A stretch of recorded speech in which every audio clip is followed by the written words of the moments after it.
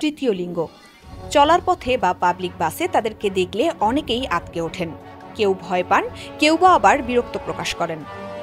ঝামেলা এড়াতে অনেকেই তাদের চটজলদি টাকা দিয়ে কেটে পড়েন। টাকা দেওয়া না দেওয়া নিয়ে তৃতীয় লিঙ্গের লোকজনের সঙ্গে কারো কারো রীতিমতো ঝগড়া বিবাদও লেগে যায়। বেশিরভাগ ক্ষেত্রে টাকা চেয়ে বা জোর করে আদায় করে জীবিকা নির্বাহ করতে দেখা যায় তাদের।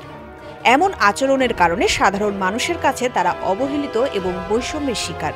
তাই বৈষম্য দূর করতে ও সমাজের মূলধারায় সম্পৃক্ত করার লক্ষ্যে 2013 সালের নভেম্বরে হিজড়া জনগোষ্ঠীকে তৃতীয় লিঙ্গ হিসেবে স্বীকৃতি দিয়েছিলেন শেখ হাসিনার নেতৃত্বাধীন আওয়ামী লীগ সরকার।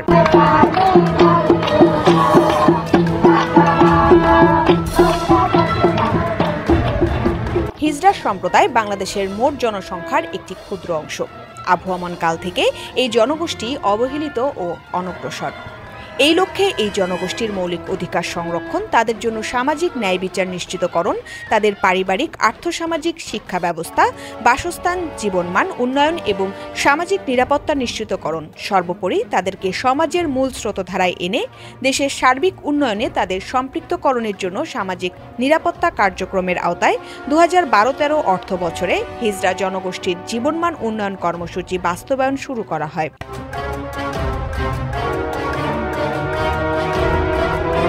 পরবর্তীতে 2013-14 অর্থ বছরে 21টি জেলায় তার সম্প্রসারণ করা হয়।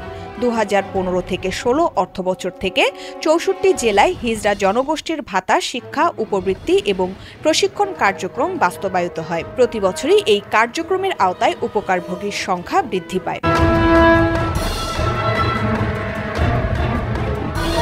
সমাজসেবা অধিদপ্তরের প্রাথমিক জরিপ মতে বাংলাদেশে হিজড়ার সংখ্যা প্রায় 11,000।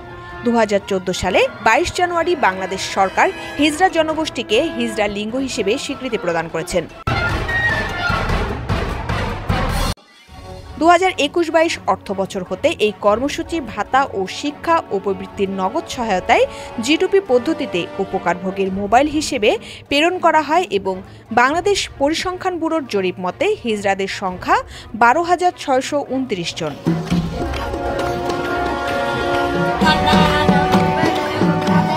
তবে শিক্ষার মান উন্নয়ন কিংবা কর্মে তাদের সরব উপস্থিতি তেমন একটা চোখে না পড়লেও ভোটের মাঠে তাদের উপস্থিতি ছিল চোখে পড়ার মতো।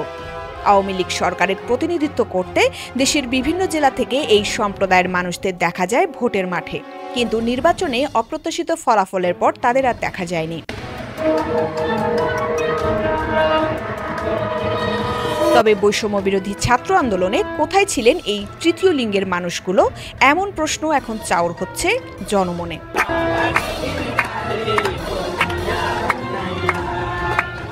ইন্দ্রাণী মুখার্জি, ডেস্ক রিপোর্ট, সকালের বাণী।